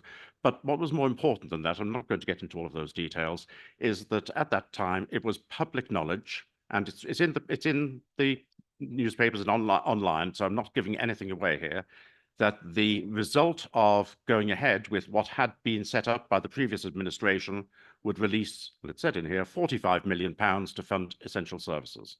That's just a matter of fact. That's what was said at the time. I can argue about the numbers, in fact, but well, let's not do so. So what will be interesting when we have the opportunity is to compare that £45 million with whatever number eventually comes out from this process. Thank you. Councillor Machini. Sorry, I mean, I think it is a bad idea to relitigate a political battle that happened so long ago. We had this discussion at full council. It was the case at the time that we didn't think it was a good idea when it came forward. You instigate a review to check if it's still a good idea. Sometimes legacy issues come forward so late in time, there was no alternative. And, you know, the responsible choice is to be in front of the deal as we are now. The reason the original deal was not made, as Councillor MacDonald just said, is not because the bidder remembered something that had happened 5 years ago. It's because I will not go back, but, you know, everybody will remember what happened in the summer of 22, and it wasn't anything to do with us. I should also mention that the much lamented and remembered former member for Castle Division's name is Claire Richards. Sandra Crawford is, to my knowledge, still alive. So, you know, let's be careful with that. Thank you very much. Chair, if I may. Councillor Count. Yeah, so very sorry about that. I mean, it's a few years back. I'm so sorry to have used the wrong name there, and we did have respect for the person. Technical question for the Section 151 officer. You said in response to Councillor Bowden, obviously the figure can be released subject to any legal agreement that you come to with the buyers. I would suggest in the public interest test, and perhaps the monitoring officer may want to get involved, considering the nature of this, and once the deal is signed, it is locked in, that it's much more in the public interest test that this council does not allow that figure to be secret, and we promote that attitude towards the buyer.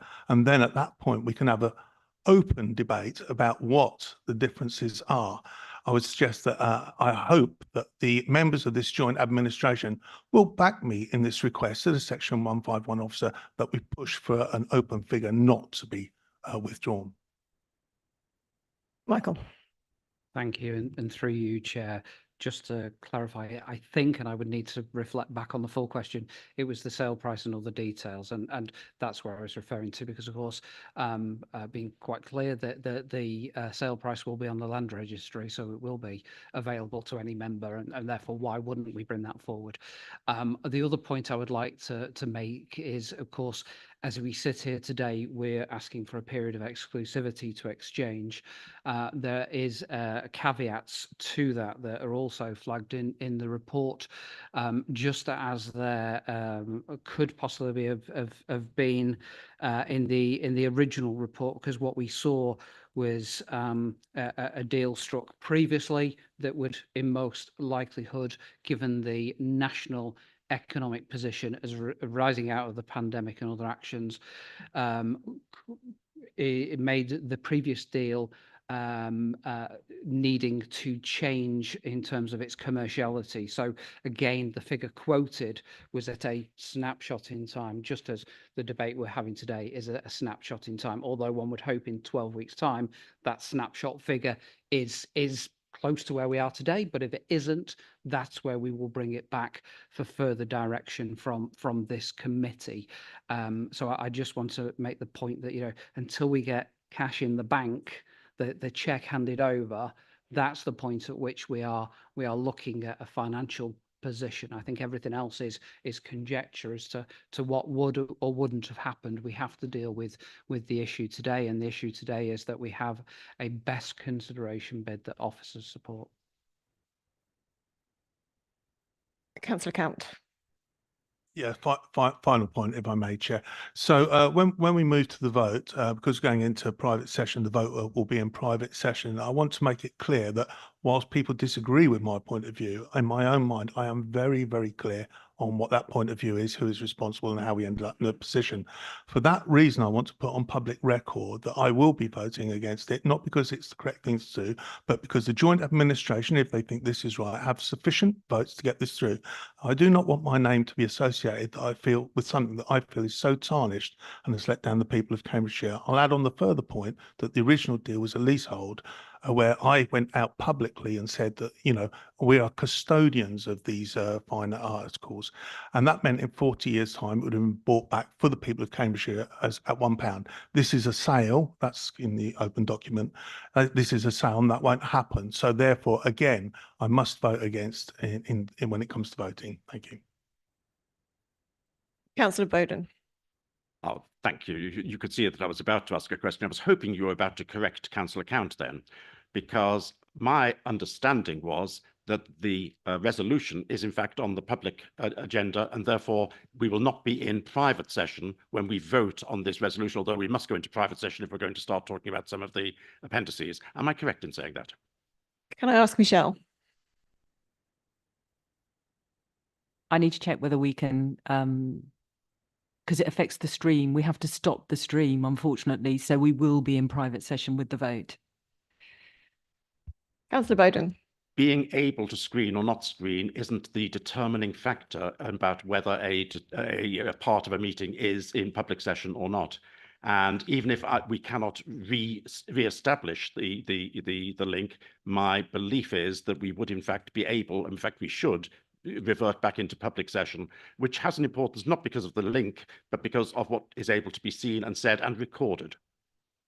Can I just confirm that Councillor Bowden is correct? But I need to make it clear to people watching the stream that we won't be restreaming it. That's the difficulty, and the majority of people who are actually engaged externally are watching it via the stream. But you are quite right. When you come back to the vote, we can take the notices off the door and it will be in public session. Councillor Count. Yes, thank you. If my understanding of that clarification is correct, then we would be able to ask for a recorded vote, and the recorded vote would be part of the open minutes as opposed to closed minutes then. Yes, thank you. We'll be asking for a recorded vote, please, Chair.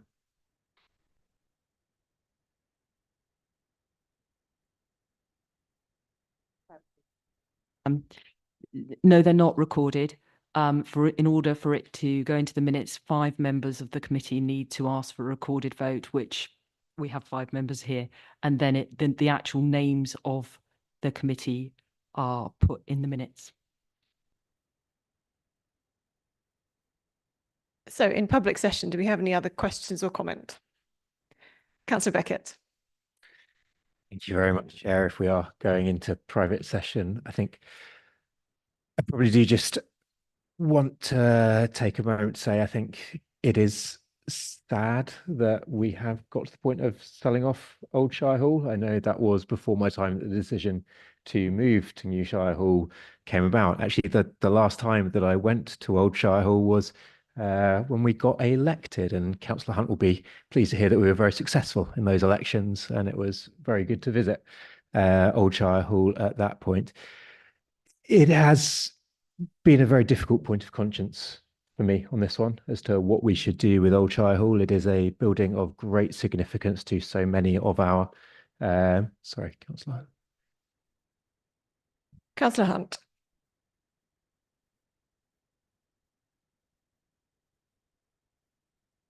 No, my time. Councillor The Hunt. last time I was there, Councillor Hunt.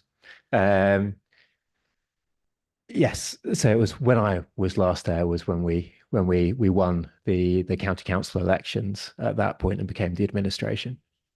Nothing to do with anything else for Councillor Hunt there. Actually, I don't think Councillor Hunt was a member at that point, obviously, so he wouldn't have known. Anyway, just to go back to things, I think it is a challenge, and I personally was not around, as I say, when we decided to move to New Shire Hall. There were obviously many concerns about New Shire Hall, whether it was a building that was fit for purpose, given the requirements of a council building, and whether it would facilitate the best use of this council. I still have concerns over that. However, upon reviewing all of these documents and looking at the best consideration argument of things, it is very clear to me what the outcome of this now must be, and it is not what I would like it to be, but it is what I think it must be. And I do believe that that is very sad.